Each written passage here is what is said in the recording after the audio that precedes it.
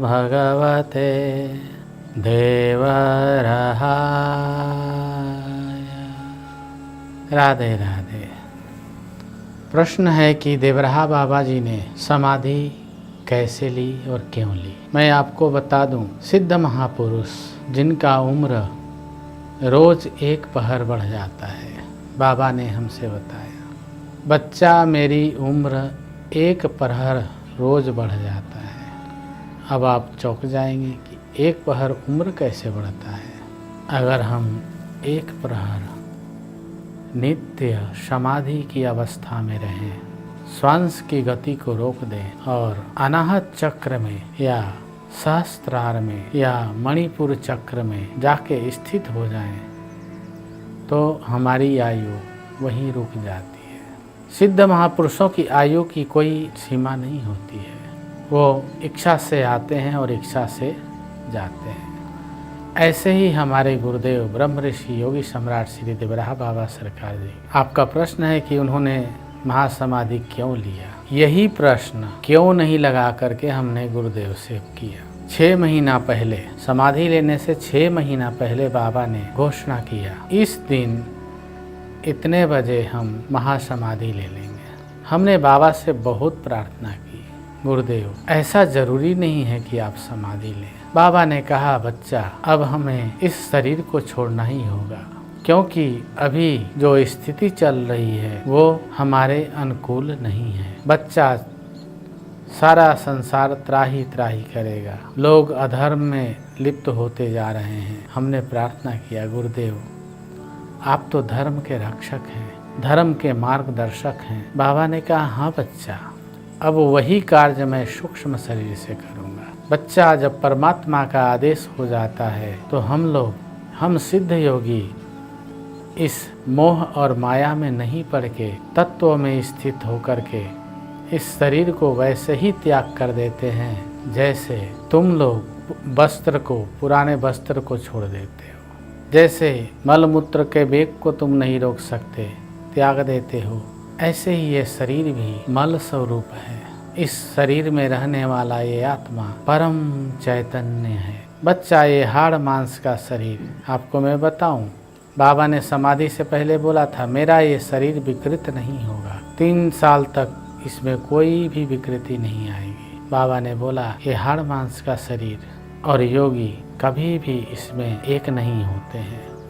इसीलिए बच्चा, जब परमात्मा का आदेश आता है तो योगी सब कुछ छोड़ करके उस आज्ञा का पालन और अनुसरण करता है। तो बच्चा, हमने निर्णय कर लिया है कि मैं यह स्थूल शरीर का परित्याग करूंगा। उस समय मथुरा जिले में, डिस्ट्रिक्ट में एसएसपी शैलजाकांत मिश्रा जी बाबा के परम भक्त थे। वो हमेशा ही बाबा के दर्शन में आते थे।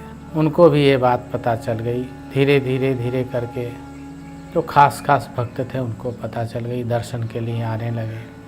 उस समय बाबा ने हमें घंटों तक परम तत्व, आत्मज्ञान और अनेक प्रकार के ज्ञानों से विभूषित किया।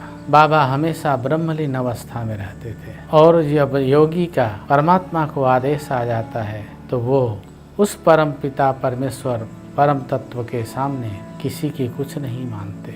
आपको मैं बता दूं, बाबा ने उस समय बिल्कुल शांत तो थे ही थे, दर्शन भी लगातार होता रहा है बाबा का। त्रिकाल स्नान भी बाबा नित्य जाते हैं। जब वह समय योगिनी एकादशी आया, 3 दिन पहले बाबा ने बोला, बच्चा अब मैं किसी से ज़्यादा बात नहीं करूँगा। दर्शन में लोग आते थे, बाबा जा, दया है बच्चा, आशीर्वाद है, राम राम जप, और बाकी हम लोग भक्तों को समझा लेते थे। मेरे लिए अहोभाग्य है और उनकी अत्यंत कृपा है। अंतिम दिवस का स्नान, बाबा जी यमुना जी गए, यमुना जी में 2-3 घंटे रहे, फिर आप बाहर आए, आके नाव पे बैठ गए, प्रार्थना किया। गुरुदेव बाबा ने उपदेश दिया, गूढ़ रहस्य बताया।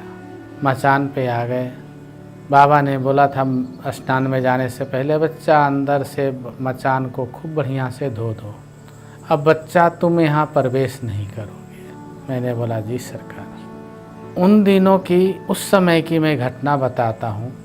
मचान में कोई दीपक नहीं जलती थी, ऐसा दिव्य प्रकाश, अलग अलग रंग बिरंगे प्रकाश। और कहते हैं ना, सिद्ध जब जाते हैं तो उनसे मिलने के लिए महासिद्ध लोग पहुँचते हैं। उस समय पूरे आश्रम में एक सुगंध, जो मैं वर्णन नहीं कर सकता आपको, लेकिन अद्भुत मदमस्त सुगंध, सिद्धों का आगमन हमें तो नहीं पता था। मैं मंच में गया, दिन में कई बार जाते थे, रात्रि को भी जाते थे। उस समय मैं मचान पे ही 3 दिन बाहर सोया। रात्रि को मन में था कि गुरुदेव कभी आवाज़ दे देंगे। बाबा को समझ लग गई। बाबा ने कहा, बच्चा अब सिद्धों का आवागमन शुरू है, अब यहाँ तुम विश्राम नहीं करो। मैंने बोला सरकार, हमें भी कुछ अनुभव हो जाएगा, कृपा हो जाएगा। अरे बच्चा, तू बड़ा जिद्दी है, ठीक है, उहरे सीढ़ी के तरफ जा कर के आसन पर लगा के बैठ जा। इसके साथ बाबा ने 11 दिन पहले मुझे, हमारे गुरु भाई थे विशेश्वर दास जी, छोटे महाराज जी, इन सभी से अन्न का परित्याग करवा दिया। बोले बच्चा, थोड़ा लस्सी है, दूध है, छाछ है, मट्ठा, यही पी करके, थोड़े थोड़े पी करके रहो तुम लोग। तुम्हारे शरीर की ऊर्जा और कांति दोनों दिव्य हो जाएगा, तुम लोगों को सिद्ध कृपा और भगवत कृपा प्राप्ति होगी। इस प्रकार से मैंने अनुभव किया कि कोई न कोई सिद्ध आ रहा है, जा रहा है, प्रकाश बदलता है और बाबा उनके साथ बातें कर रहे हैं।